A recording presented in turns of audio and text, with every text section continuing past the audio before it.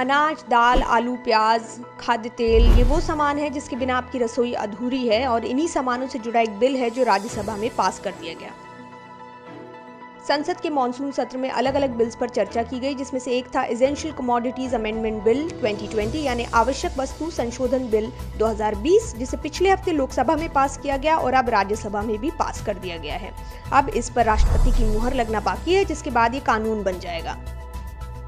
ये बिल सीधे तौर पर आम लोगों से जुड़ा है, इसलिए इसे समझना जरूरी है। साथ ही ये भी कि विपक्ष और सरकार का इस बिल को लेकर क्या रुख है, क्या कहना है। सरकार ने इस बिल के जरिए आवश्यक वस्तु अधिनियम 1955 यानी एसेंशियल कमोडिटीज एक्ट 1955 के दायरे से आलू, प्याज, दाल, चावल, खाद्य तेल, तिलहन जैसी वस्तुएं निकाल दी हैं।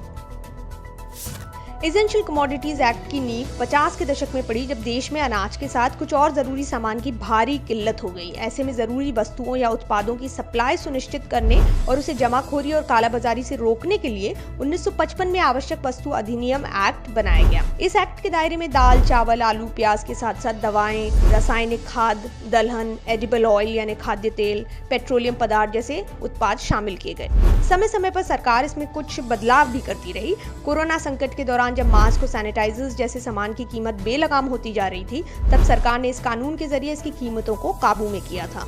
मोटे तौर पर समझा जाए तो सरकार इसमें उन सभी उत्पादों को शामिल करती रही जो आम लोगों के लिए बहुत जरूरी है और इसलिए इनकी कीमत पर सरकार का लगाम कसना जरूरी है। जो सामान इस लिस्ट में आ जाता है, सरकार उसकी स्टॉक और सप्लाई लिमिट तय करती है। तय लिमिट से ज्यादा स्टॉक किया जाए तो जुर्माने से लेकर जेल तक की सजा हो सकती है। लेकिन अब नए बिल के साथ सरकार ने इस एक्ट के दायरे से प्याज, आलू, अनाज, दाल जैसे सामान को बाहर कर दिया, यानी इनकी कीमत या इनके स्टॉक पर सरकार का कोई हस्तक्षेप नहीं रहेगा।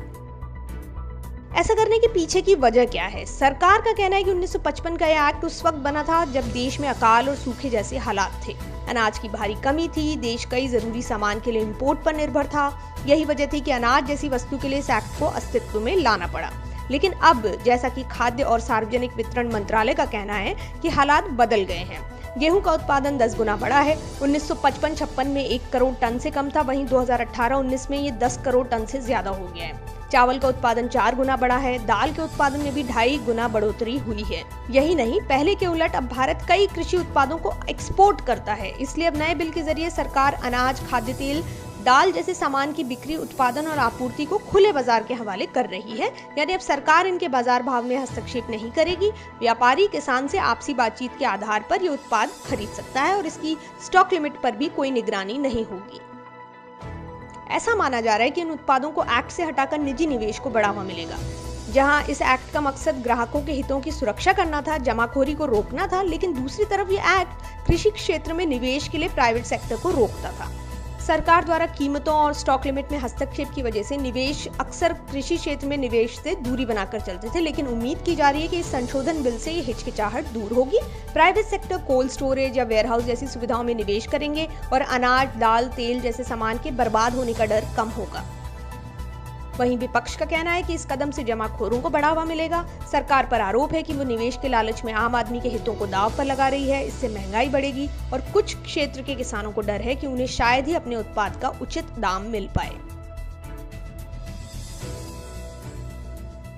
Presenting B News app available on Google Play and App Store. Download it now.